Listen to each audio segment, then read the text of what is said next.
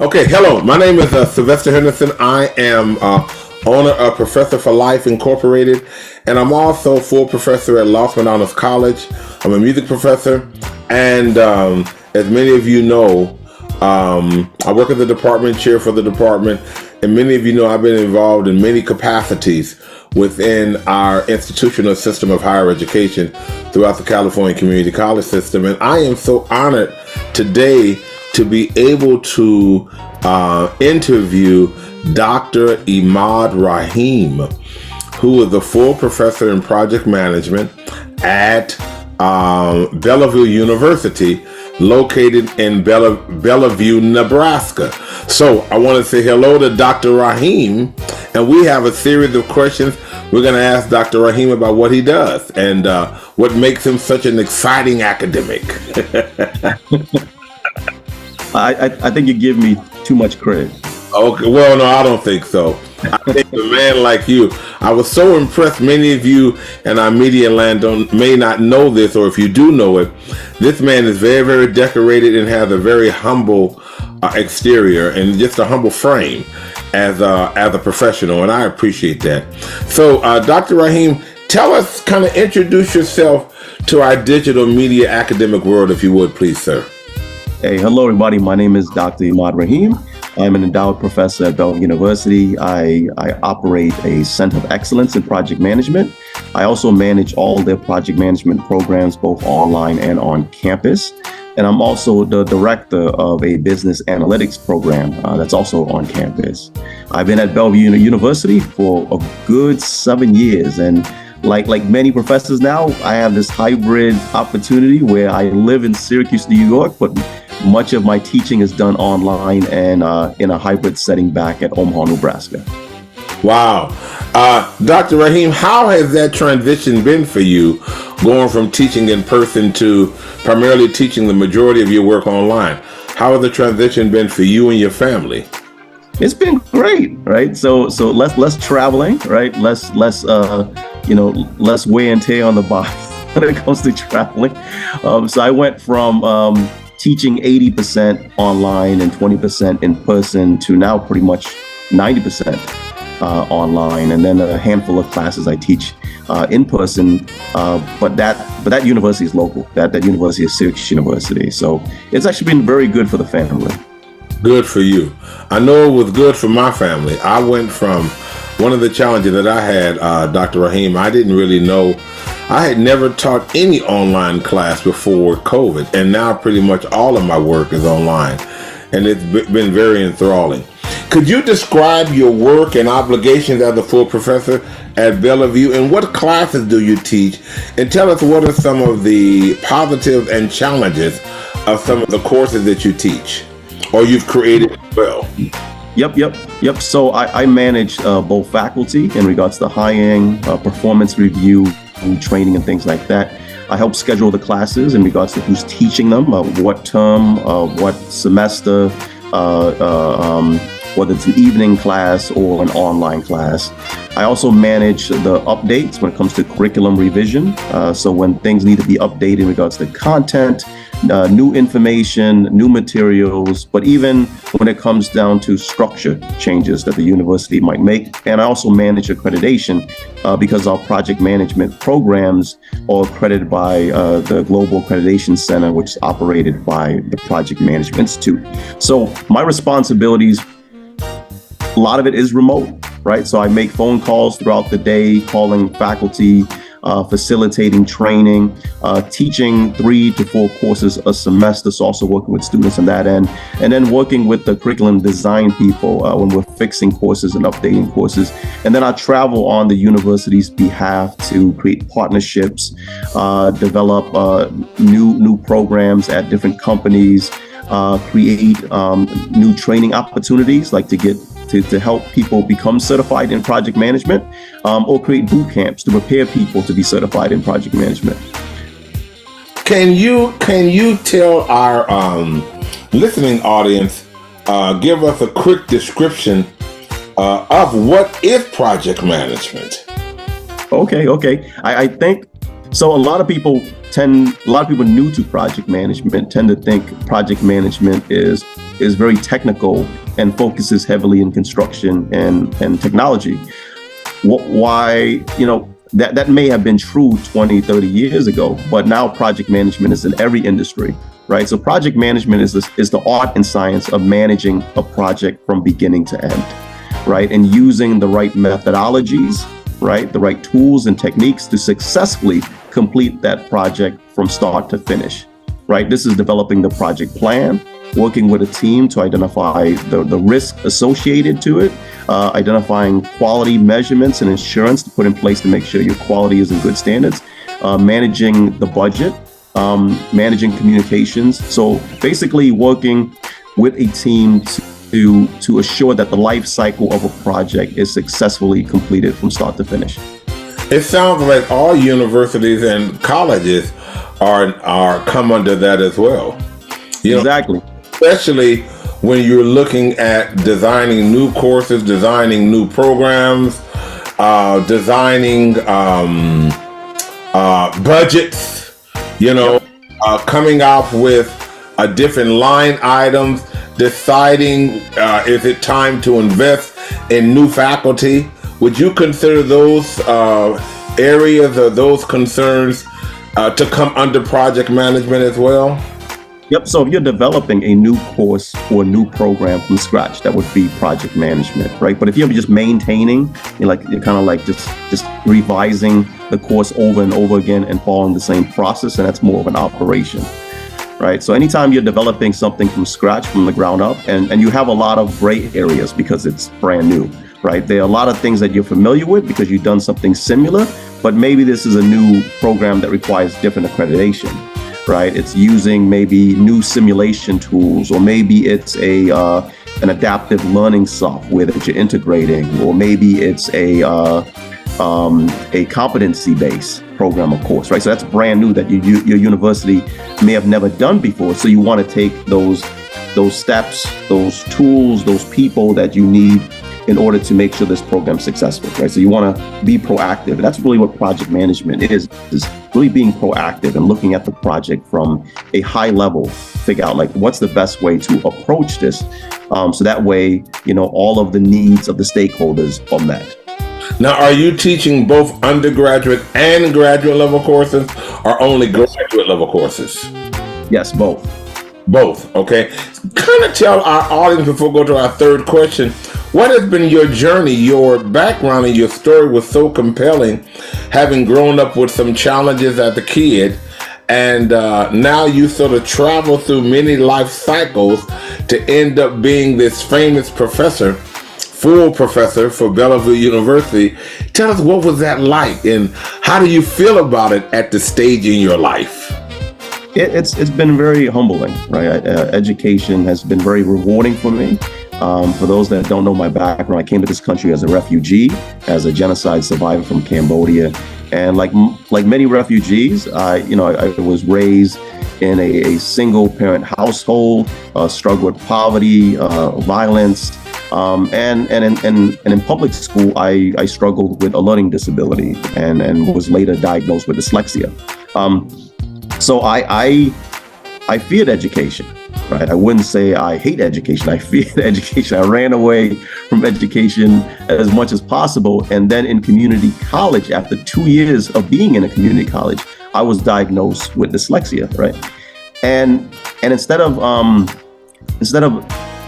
viewing it as a handicap, the professor that was working with me at the time, Professor Nicholas Poulis, switched it, right? Instead of introducing this diagnosis to me as something that would handicap me, he introduced it to me as an opportunity, right? And mentored me and coached me and showed me that this is something that I can overcome. And with his help, I went from a D student to an A student, right? I went from seeing this learning disability as something that could cripple my education and my career to something that could advance my education and career. And I went from a traditional student to what we call a non-traditional student. And that propelled me to be in this online environment, and it allowed me to be an expert, right? Because as a student struggling with a learning disability and also being an adult student with multiple jobs and a family to take care of, I was immersed in that online environment. So by the time I graduated with my doctorate, I knew every type of online platform, every type of online curriculum, every tool and technique you can think of, because I was a student of it and I mastered it. So when I graduated, all of a sudden I was being pulled into different circles at different institutions to operate online programs, to create online programs, to help online programs get accredited and get state licensed. So something that initially probably would have crippled some people, right? If they would have saw it as a disability, it created just a lot of great opportunities for me. I have to sort of be prejudiced at this point. It seems that in your earlier years of learning, the community college made a big difference in your life. It did. And I think sometimes what happens on a national scale, sometimes the community college still suffers for, I don't want to say equalized respect, but it does in some regard. I said, however, your story is very compelling, and I wish many men and women of color especially, who have not only just your challenge, but challenges in general, could actually hear your story. Because that's what a compelling story that is, that it was an academic, a teacher, who really helped make the difference and helped to take the word challenge and turn it into a blessing in a sense. And so exactly. That challenge became your blessing. Wow.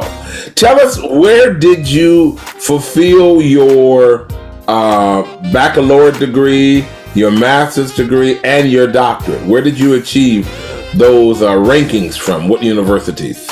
So I went to SUNY Onondaga Community College for my associate degree. But the funny thing is, I was 11 credits short, and then I transferred to SUNY Empire State College, which I eventually earned my associates and bachelor's. And then later on, Onondaga Community College awarded me an honorary associate degree. so kind of like a 360 turn, right? And then I earned my master's. I have a master's in project management and a master's in business management from Colorado Technical University, and earned my doctorate from Colorado Technical University. And the Chicago School of Professional Psychology awarded me an honorary PhD based on my academic achievements and the work that I have done in the community. And now I am pretty close to completing a PhD in sustainability from Capital Technical University. Wow. So it seems that though your life is your family, I'm sure, first, but beyond that, studying and learning and growing. Exactly. Continue to expand your life. Kind of describe the education system at Bellevue. Is it pretty much, gaining employment as a full professor? Tell me some of the challenges around that, some of the benefits, and just some of the challenges.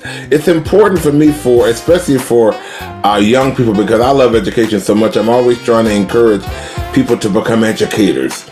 And so I think it's important for them to hear what are the processes and steps that you had to take and undergo to become a full professor? And what does that mean? Not from a salary perspective, but from a responsibility and noted perspective. Well, I think first is making sure that you specialize in the area that you want to teach, right? So you know exactly what you're talking about. And we talk about specialization in regards to having years of doing it, right? So you know the opportunities, you know the problems that exist in that industry, you know emerging trends that are happening in that industry, so you can speak towards it from an applied approach, right? And then you want to build on your academic background, so you can speak it from a theoretical perspective, so you can speak it from a research perspective. So now you have that balance of both academics and education. And then you want to network, right? You want to reach out to people in that industry, in that school that you're interested in teaching, and kind of get to know the environment, get to know the students, get to know the programs that they have. So that way you can also speak towards it. And like many universities that I end up working with, I started off volunteering at that university, speaking to students as a guest lecturer or presenter, and eventually cultivated that relationship to where they offered me a full-time opportunity, right? At my university, it's a mixture of adult students and traditional students, and we do have international students. We also have military students. So like a lot of universities and community college, there's no traditional makeup anymore, right? Where it used to be, if you went to a community college, it's predominantly new students. You might have first-time generation college students, but it's often a younger audience. Right now, when you look at the college campus, whether it's a private school or a state school or a community college, it's a very diverse mixed group of people, right? That includes people that are trying to finish their degree at an adult level now, right? They came back to school after being away for many years, but you also have that recent college graduate. You might have some military students that are using their GI Bill, right, to help pay for school. So it's very diverse in that sense at Bellevue also. We have a traditional campus, right, where we have sports, we have athletic centers, we have, lecture halls, we have a huge library, but the majority of our students are online. They're all over, not just the country, they're all over the world. Right. And then we have fully online courses and fully online programs, but we also have hybrid and cohort-based programs where students have to take online, have to meet online, but then they have to sometimes come on campus for an evening class or two, or they might have to attend a Zoom lecture live. So it varies. Now tell me, as a full professor, have you encountered, and as a man of color, have you encountered any noted challenges, not the specific challenges, but if you have, how have you dealt with those challenges? Yeah, I think challenges, from both angles, both from the university, both from students, right? I think the first challenge is access to the right people and the right resources to get things done, right? Sometimes as a person of color, it's easy to get boxed in at the institution, right? To kind of get trapped in this silo where you don't know the right people to get the resources you need, right? There's often sometimes a communication barrier, right? There may be racism on campus, and I've experienced that at traditional campuses, where there's definitely policies and regulations that have been put in place that often discriminate for people of color, right? That makes it difficult for you to get promoted, right? Difficult for you to switch from one department to another, difficult to respond to the needs of students, right? When they're experiencing discrimination and racism, right? I think other examples when it comes to resources is the ability to access the technology, right? Students definitely that are new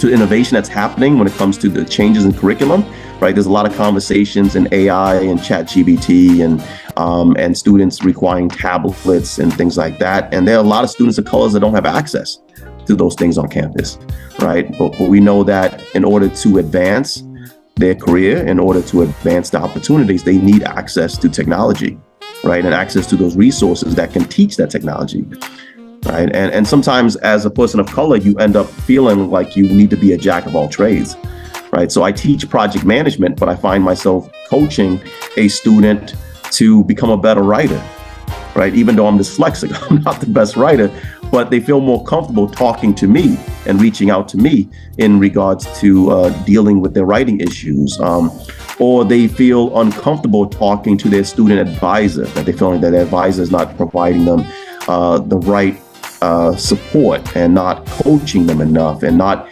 giving them the time they need to address their issues. So these are all examples that often a faculty of color may face, is that you end up like juggling, and your schedule is probably more demanding because people feel more comfortable approaching you to deal with these issues that other departments should be dealing with. Wow. As a Fulbright Scholar, and for professor at Bellevue University.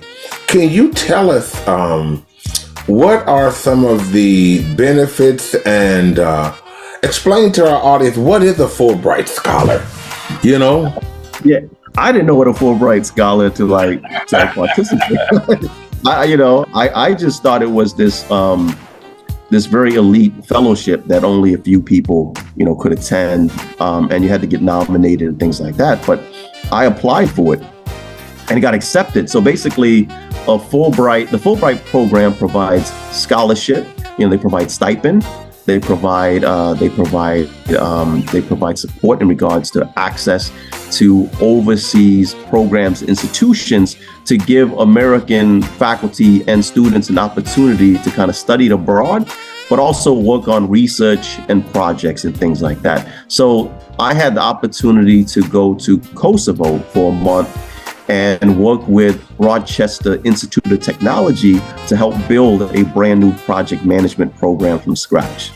So I had the opportunity to be immersed in the culture of the country, kind of learn the education system, learn about the leadership structure, learn some of the history of the country.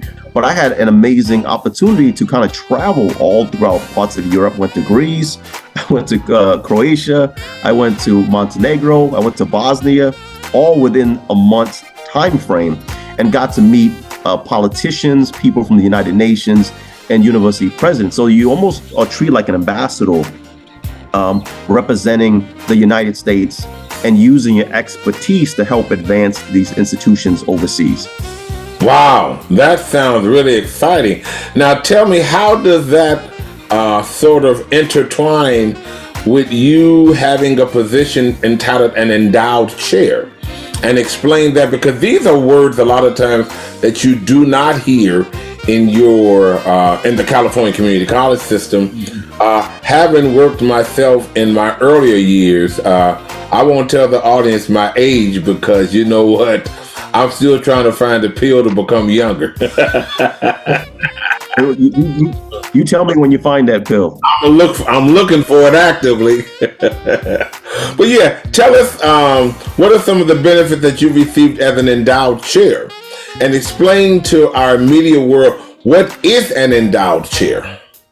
So an endowment, especially an endowed, any type of endowed program, is often money that is given to the institution by a family or an organization or a foundation, right? And that endowment is often named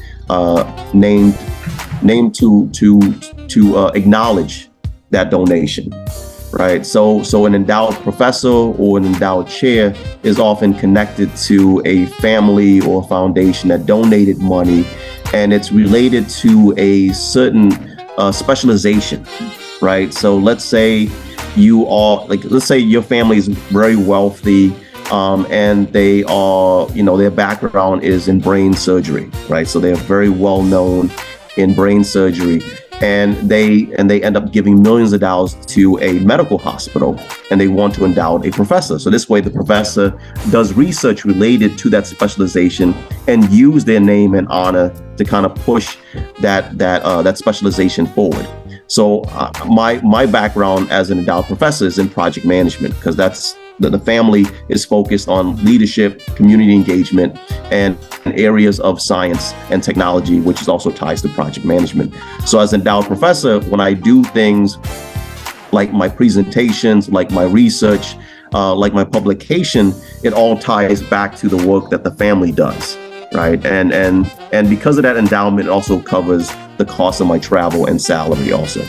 Wow. So now, is it sort of like you're given reassigned time to do some special projects? We call it in our system a reassignment. When I worked as on the Academic Center for California Community Colleges, I was reassigned 60%. So 60% of my instructional load was of teaching at the college, Los Medanos. I was assigned that percentage of time to work at the state level. Is it similar to that in a sense? You know? Yes, you could say that. You say because sometimes these endowed positions may last for 3 or 4 years, and then they may select another professor to be an endowed to have that endowment under their belt based on the specialization. Sometimes the family will request that an endowment stays with that person because they like the work that the person's doing. Wow. Now tell me, I know that you do a lot of work because I've seen you do so many wonderful interviews and seen you talk to thousands of people. But as a project management professor and social activist, using education as your framework, tell me some of the research that you've been able to achieve, and tell me some of the challenges but successes that you've had from some of your research, especially around social activism using your subject of project management. Yeah, my research has always been all over the place, right? It's very difficult. It's difficult for me to kind of focus on one thing just because I'm interested in so many things. I'll find a topic and I realize there's a problem with that topic, right? That requires a solution, that requires more of a deep dive investigation, and that piques my interest, right? That piques my curiosity, and then I want to know more about it. And that kind of pushes me into that rabbit hole of wanting to do more research on that topic. And I enjoy collaborating in research and publication. So I have 3 guys that I'm very close with that are like brothers to me, and we have published, together for the last, I would say, 10 years, and we have presented all over the country. So some of the issues that I find when it comes to publishing, when it comes to conducting research, goes back to also resources, right? It can be expensive. So if your university doesn't have that budget to support your research, you have to do everything out of pocket, right? So when I say expensive, it means that you might have to, purchase your own software to do the analytics behind it. You might have to pay for an editor to kind of clean and refresh and revise your publication. You're covering the cost of presenting your research, in different parts of the country. You're covering the cost of lodging and, and other things like that. So it can be very expensive. So if you don't have a university that supports you, it may cause problems. It may cause you to put less effort in your research because you don't have the same amount of time and resources.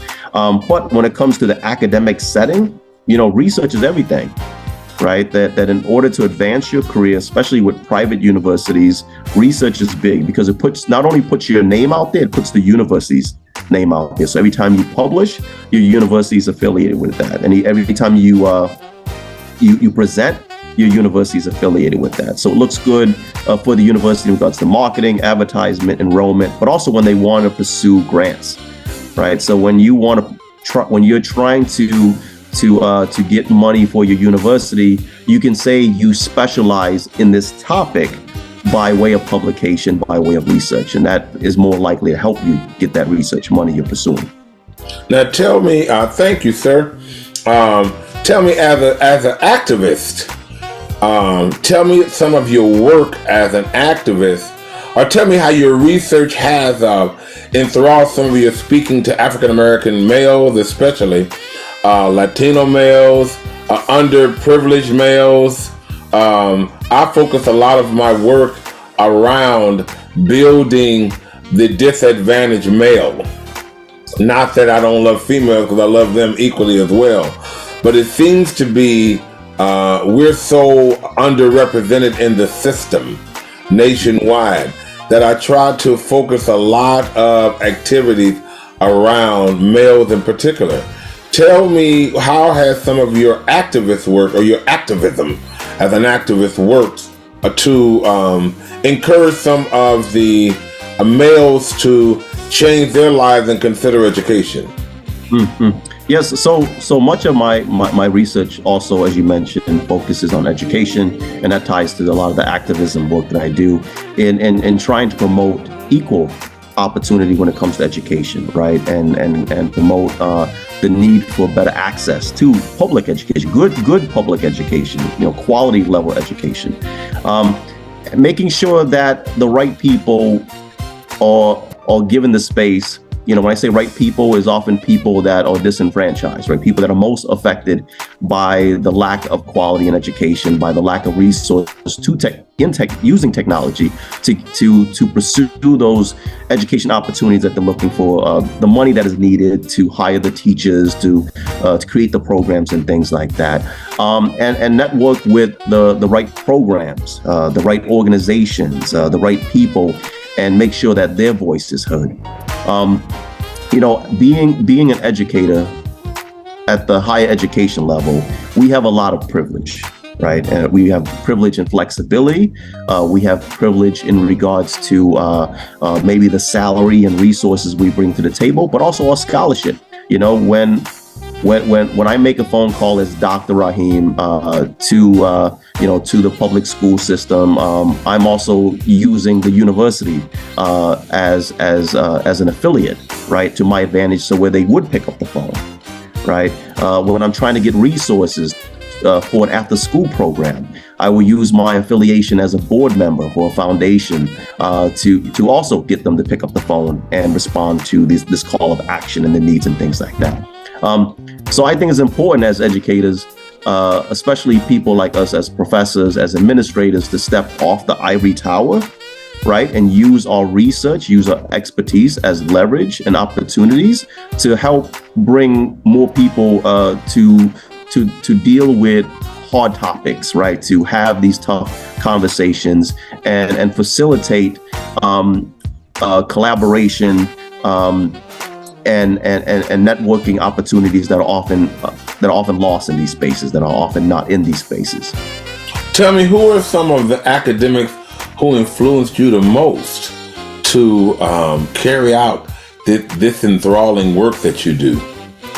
Well, I am a good friend of mine, Dr. Khurram Hussain, who's the Chief Diversity Officer at Middlebury College and was the former Chief Diversity Officer at Hobart William Smith. He does a lot of community work, so he's someone that definitely inspires me, and he uses scholarship in a very unique way, right?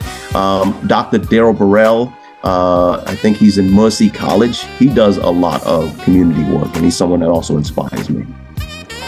What are some of your most significant research accomplishments or accomplishments in general? I mean, you've had so many.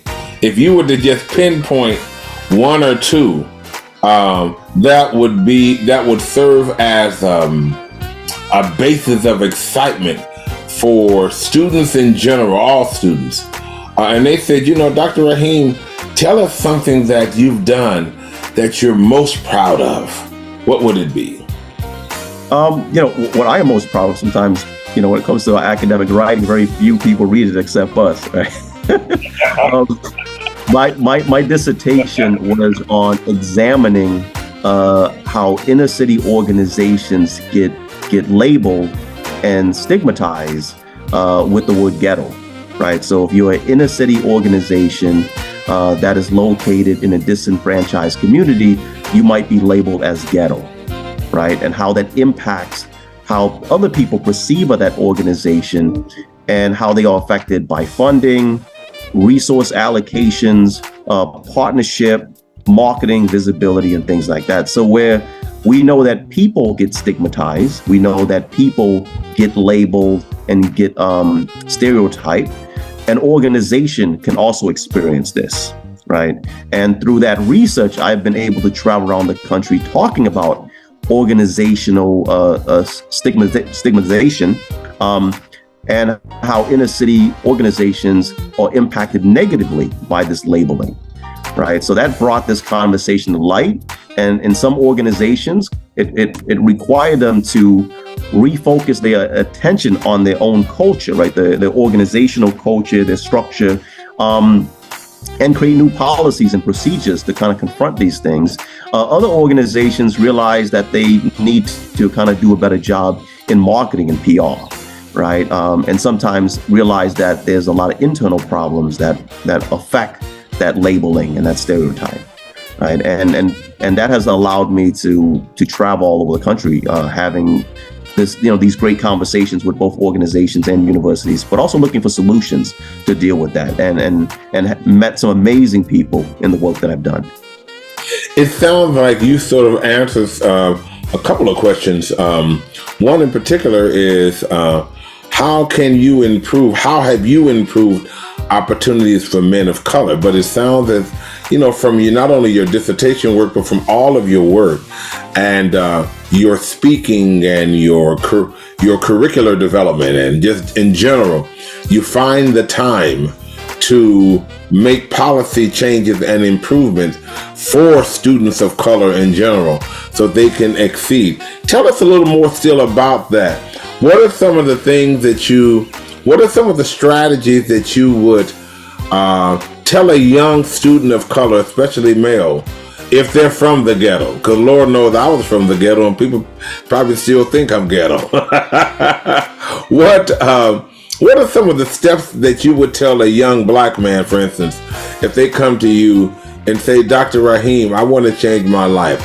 What are some of the steps that you would tell them from 1 through 5?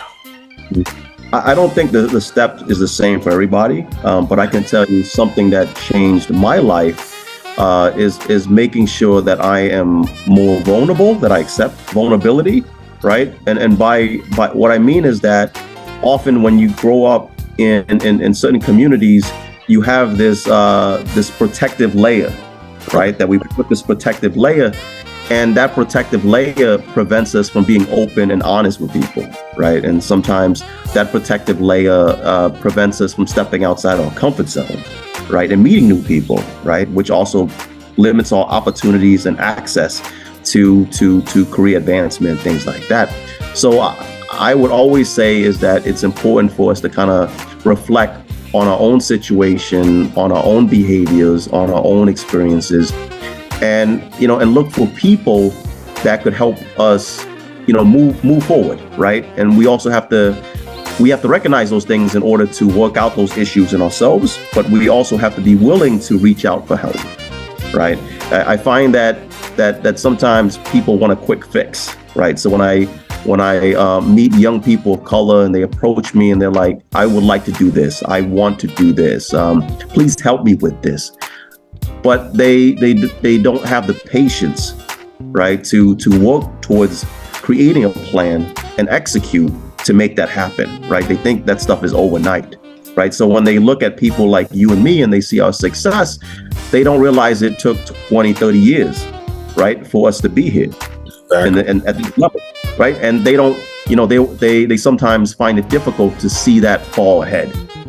Right. And be able to put in the work now so that way their future looks brighter. Right. And make sure that they have the right people in place to help push them forward. Right. They can't do that alone. And I realized I couldn't do that alone.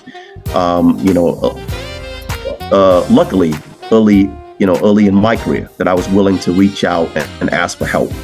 Right. And there's a difference.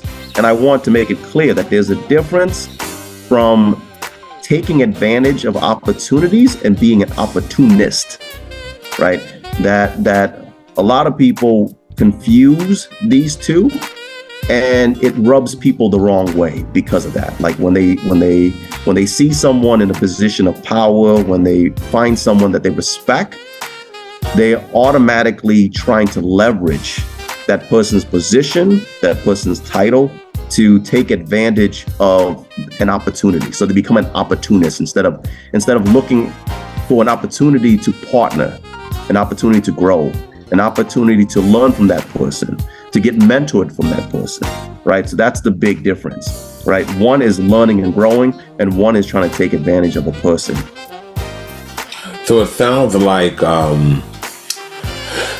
couple of things I heard you say from a step approach is, first of all, to be really honest with yourself, to be honest in terms of your abilities to need people to help you move.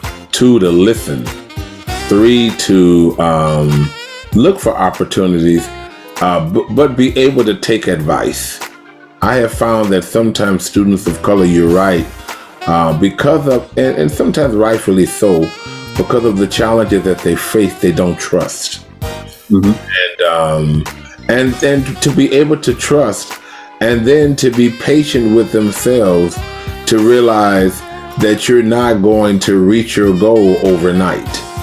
It may take time, but to keep yourself focused on that journey. I appreciate that, because that is true. Kind of tell me, in our digital world, we just got about 2 more questions.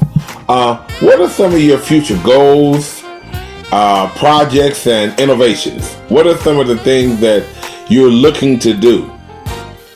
I'm looking to kind of advance, the online environment by including more AI tools and techniques, right? What I'm saying is that universities, we tend to be reactive, right, when it comes to disruptive technology, right? So right now, the big conversation on campus is ChatGPT, right? This technology that may allow students to cheat, right, and make it easy for them to have this technology write their own essays, answer questions to exams, right?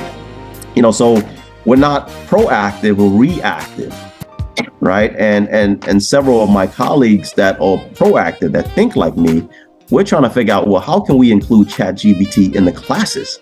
So instead of looking for software and tools and policies to regulate ChatGPT to prevent students from cheating or catch students cheating, we're saying, hey, how can we include ChatGPT as a resource in the class? How can we modify and advance and innovate our curriculum, our seminars, our lectures, where we can utilize ChatGPT to make it more inclusive, right? To teach students something that they are not aware of, right? And also it could make our job a lot easier as researchers and scientists and so forth. So that's something I am very excited about and very curious, in regards to how can we utilize this innovation to improve our classes, to improve our curriculum, and to create opportunities for students and faculty. That's something I'm very excited about.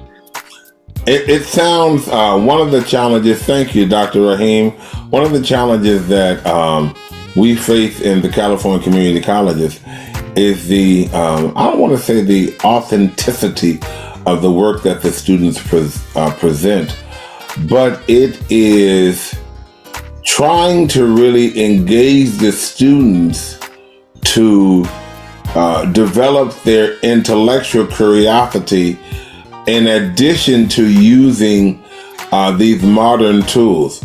See, I'm such an elder that when I came up and did all of my academic research, I was telling someone when I did all of my projects and writing and papers years ago, everything was done from the library and the typewriter. We didn't have the internet. When I was in a master's program, I recall having 30, 40 books that I'm logging around in my backpack and having another bag on the right that I'm holding with a bunch of instruments. We used to spend all of our time in the library. And I recall my youngest daughter named Sade, who recently married, she graduated from UC Berkeley, and very smart as all get out.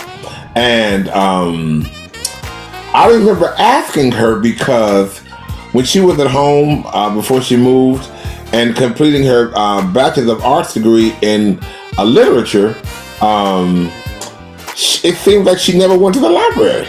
And I kept saying, Sade, I'm not questioning the fact that you're smart, but because I had a hard time understanding how you could graduate, and she got A's on everything, but then I realized she was the one that helped me to understand that there's so much on the internet that many of your ideas and work and research you can find just there online. And so how do you encourage students to use the internet but still to develop their intellectual curiosity and their skills? Because then sometimes I wonder, are the students really receiving as intense of an education? from having everything online, as opposed to having to pick up a book and just sit down and really read the book. Having not to be able to go to Google or something else and just type what they want to get a quick answer and re-paraphrase. So I look forward to whatever technology you are involved in and others are involved in that will help to maintain the academic intelligence of students, but at the same time honor technology, but not take away that self-curiosity. Yeah, no, I think this is obviously a common problem. I find that more students that are coming into the online and also traditional campus, they're kinesthetic learners, right? These are students that grew up on technology, so they need to touch and feel and see their education in front of them.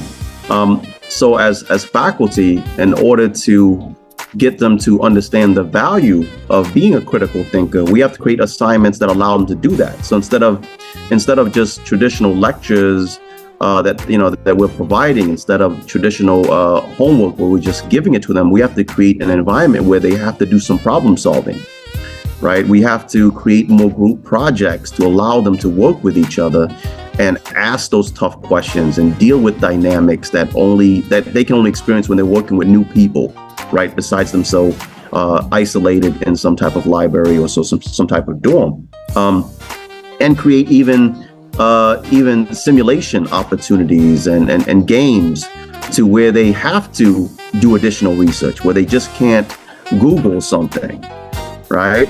Where they can actually see the power and excitement when it comes to debating, right? You just can't Google answers that allow you to deal with assignments that require you to debate another student live. Create presentation opportunities so they can see how their classmates grow in regards to their communication ability, in regards to the quality of content they're sharing and things like that. So we as faculty need to step outside our comfort zone and stop looking for easy curriculum, stop looking for easy materials that allows us to quickly grade assignments, that allow us to give a quick lecture. We have to create opportunities where that classroom is a conversation that can take place between students and faculty, right? Sometimes conversations are only happening, one way, right? Faculty lecture, students listen, and they might have some questions, and that's it, right? But if we have an opportunity where people are debating back and forth, where students feel like they can get their ideas and their problems and their experience shared and be acknowledged, they're more likely to understand the importance of research and being a critical thinker because they're involved in that process. Dr. Rahim, you are very charismatic, innovative, and flexible. I really appreciate that. Those are your speaking has been equal to my viewing of you, not online, but all the wonderful things I've read about you. I would like to ask you if you would share any thoughts or ideas you would like to communicate before we end this wonderful interview that you have allowed. And thank you once again for allowing me to come in and to share your perspectives and ideas with the media world. Do you just have any other thing you would like to leave before we close out? The only thing that I would like to leave is thanking the community college system, environment, faculty for helping to build me up from the ground up, right? I think I would not be here if it wasn't for the support, the assistance, the resource, the hand-holding that I got from a small community college, which I know I could not get at a large institution, right? And I think sometimes we don't value that enough, right? Often students at a large institution will get lost. If you're in a class with 65 students, with 120 students or so forth, right, in a big lecture hall, and your faculty always have graduate assistants teaching that class, you never get an opportunity to truly learn from your students, get to know your students, and the students don't get to know you, right? So the community college allowed me to do these things, and that helped build my confidence, helped to build my awareness, and also helped me understand the value of giving back to my community. Well, on behalf of, I would say on behalf of my company, Professor for Life Incorporated, and Los Medanos College, I am so grateful to have had the opportunity to exchange and hear your ideas this afternoon. I want to thank you once again for taking the time to come and talk to our audience, and I wish you nothing, sir, but much success in all the innovation that you do. You are a very enthralling academic. You offer a lot of passion. It almost makes me want to become a student again. And so, you know what? I'm going to be 63 years old in July this year. I was thinking, well, you know, maybe I need to go and get a degree in project management and work with Dr. Rahim. But, you know, nonetheless, you're a delightful professional. Thank you once again, and have a positive week, sir. You too. Thank you. It was an honor. Thank you. Bye-bye now.